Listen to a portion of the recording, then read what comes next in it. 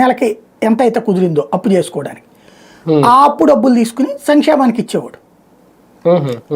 ఆ తర్వాత మిగిలినటువంటి డబ్బుల్ని బిల్లులకు పెట్టేవాడు. ఏది ఆ తర్వాత చివరిలో మనకి కేంద్రం నుంచి కొన్ని గ్రాంట్లు వస్తాయి, ఆ డబ్బులు ప్లస్ పన్నుల డబ్బులు వస్తాయి చివరిలో నెలాఖరులో. ఈ రెండింటిని పెట్టి ఈ మౌలిక సదుపాయాల కల్పన బిల్లులుగా చెల్లించడం, లైక్ మన యూనివర్సిటీ అదే మెడికల్ కాలేజీలకా లేకపోతే ఇతరత్ర వాటికి బిల్లులు చెల్లించడం అనేది అప్పుడు పెట్టుకునేవాడు. ఇది సిస్టమేటిక్గా నడిచింది, ఇప్పుడు అంతే నడుస్తుంది. అందులో అప్పుడు తేడా లేదు, ఇప్పుడు తేడా లేదు. కాకపోతే ఏంటంటే అప్పట్లో చెప్పేవాళ్ళు కాదు. గతంలో 14-19లో కూడా అట్టాగే ఇచ్చారు, 19-24లో కూడా అట్టాగే ఇచ్చారు.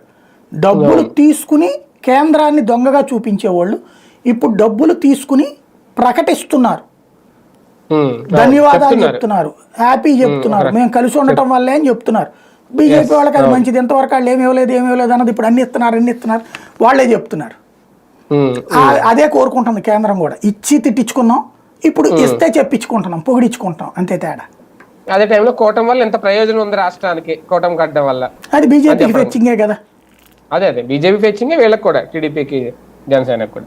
సార్ ఇదే టైంలో అంతర్జాతీయ రాజకీయాలు ఒకసారి ఫైనల్ గా చూసుకుంటే, ఈసారి ట్రంప్ అధికారంలోకి వచ్చిన తర్వాత రావడంతోనే కొన్ని సంచలన నిర్ణయాలు, అలాగే భారతదేశంతో కూడా ఆయన కొన్ని ఒప్పందాలు ఏమన్నా చేసుకోబోతున్నారా భవిష్యత్తులో?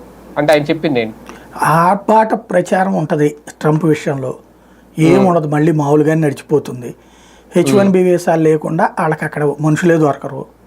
అట్లాగే ఇంకా పైగా ఈ దఫా ఎలక్ట్రీషియన్లు, ప్లంబర్లు ఇట్లాంటి వాళ్ళందరికి కూడా జాబ్స్ వస్తాయి అక్కడ మన వాళ్ళకి. ఎందుకంటే ఇప్పుడు అక్కడ మ్యానుఫ్యాక్చరింగ్ సెక్టర్ డెవలప్ చేయాలనుకుంటున్నాడు. అక్కడ మ్యానుఫ్యాక్చరింగ్ సెక్టర్కి మనుషులు అక్కడ ఇప్పటికిప్పుడు ఎవడు నేర్చుకుంటాడు ఆ పనులన్నీ? మెకానిక్లు, మిషన్ పని చేసేవాళ్ళు వాళ్ళందరూ. అవన్నీ మనకి ఐటీఐలు పాలిటెక్నికల్ చదివిన వాళ్ళకి కూడా ఉద్యోగాలు దొరుకుతాయి రేపు పొద్దున. ఇప్పటికే మొన్న ఇజ్రాయెల్ దొరికినాయి చాలా మందికి. ఇతర దేశాల నుంచి వచ్చిన వాళ్ళని కొన్ని దేశాలు కట్టడి